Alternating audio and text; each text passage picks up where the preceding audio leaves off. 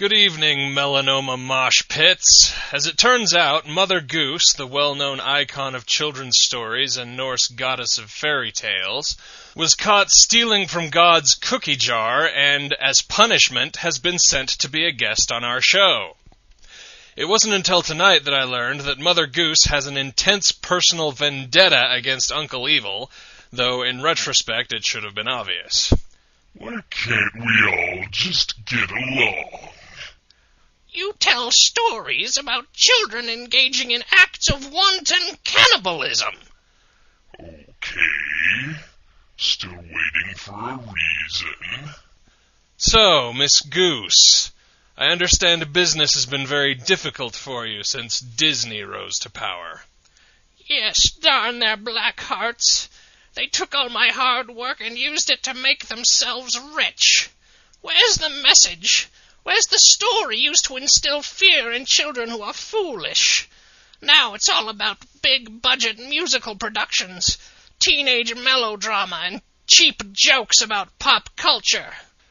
You should do what I do. Branch out into untapped markets. Your problem is you're trying to sell a horse and buggy to a man who has a Corvette. You need to modernize. You mean like you modernize? By perverting the ends of my stories even more grotesquely than Disney does? At least they have the decency to make the endings happy, even if they do lose the message in the process. Exactly.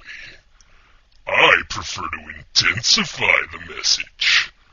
Like when the big bad wolf ate Little Red Riding Hood, one little strip of skin at a time. That's a scene that sticks with you. And that story had a good moral lesson. The big bad wolf died of heart disease after eating Grandma's bloated cottage cheese ass. Yes, and Jack and Jill got AIDS, and the old lady who lived in a shoe died of a heroin overdose. We're all very proud of your moral lessons, Gilligan. I'd be careful. The last person who called him the G-word got raped to death by coked-up spider monkeys.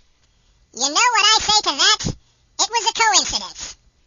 You know what I say to that? I hope you like spider monkeys.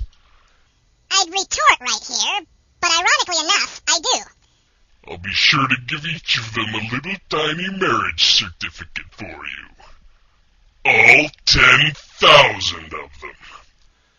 So, your lawsuits against Disney and Uncle Evil have both failed. What do you plan to do now? Well, I hate to say it, but Uncle Evil has already summed up my plans pretty well. Atta girl, now you're getting it. Cocaine-fueled spider monkey rape is one size fits all. Seconded. No, I'm referring to your revised version of one of my nursery rhymes. Oh, you must mean the one about Humpty Dumpty, where he straps dynamite to his chest. That would be the one. So, you plan to blow up Disney. You realize that would pretty much require blowing up Earth, because they own a good third of it. Not just Disney, but everyone who has ever perverted one of my fairy tales. Starting with us, I presume. That's right. The body you see before you is actually a cyborg built around two gigantic 2-gigaton antimatter warheads. See you in hell!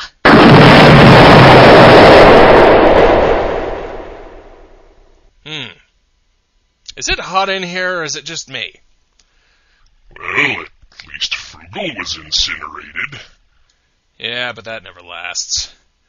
Looks like we're getting a transmission from the real Mother Goose, doubtless to say you haven't heard the last of me. You may have won this round, but you haven't heard the last of Mother Goose. My explosive duplicate may have failed, but my 3 blind cybernetic assassin mice will be the end of you, I swear it. Is that what those things were? I just figured one of the lab guys left the trunk of their car unlocked. I will end you!